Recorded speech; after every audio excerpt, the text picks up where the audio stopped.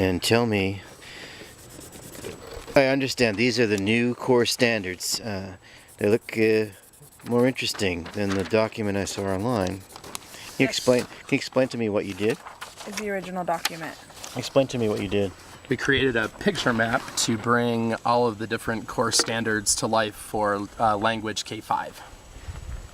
It starts out with kindergarten. Well, first of all, I have to back up.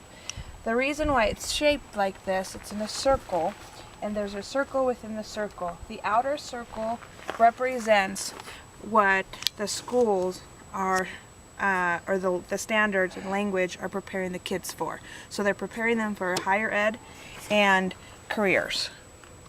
And then the grade level standards are the specific, the things you should be doing at each grade level. Where are those located?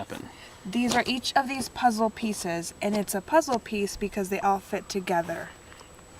I see. And as we talk, you'll see that they kind of build off each other. So beginning in kindergarten, we're obviously making letter, sound, word connections. They brought up that adult guidance is very important in a lot of these core standards. So here we have a teacher doing a read aloud, and it's inspiring ideas and questions. And then one common symbol that we have throughout all of these is the mouth, and the importance of speaking and listening. In first grade, we made symbols to represent the grammar and usage. So where's first grade? Right here. Oh, I see. Yeah. So for example, we created a monster, and because you have to describe it using adjective or plural or possession, we talked about we represented punctuation, and this is looking at text, identifying different parts of text. And then when we move on to third grade, they talk about reading and speaking proficiencies, and so the teacher is giving feedback. Bringing meaning to words, you can use context by thinking of the parts that you know to create a new meaning, or beginning glossaries and dictionaries. Taking a look at nuances of words, so slender, stocky, fat, and then the last thing in this section is a teacher doing a read aloud, and now that should promote some discourse between the students. So maybe this one talking is giving this one a response idea back. For third grade, we have different parts of speech identified here: person, or place, or thing. We have superlatives. Big, bigger, biggest. Yes, thank you.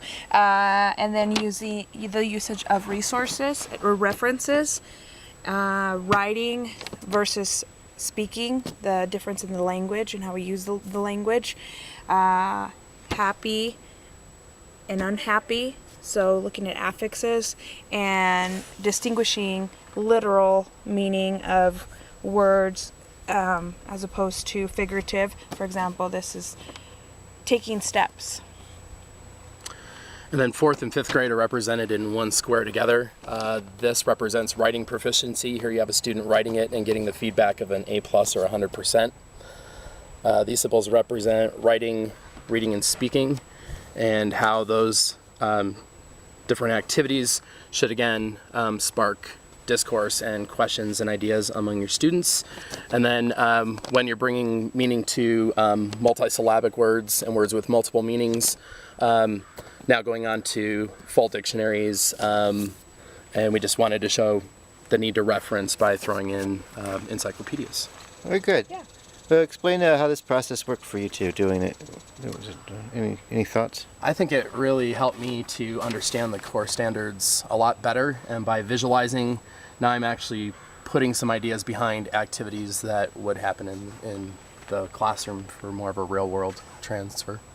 It's easy for me to remember this a lot more than reading all of these pages and pages. With sentences like, demonstrate understanding of figurative languages, word relationships, and nuances and word meaning. Exactly. And this helps to see how they're all interconnected and how they build on each other. Oh, yeah. Which is what we need to see. That's very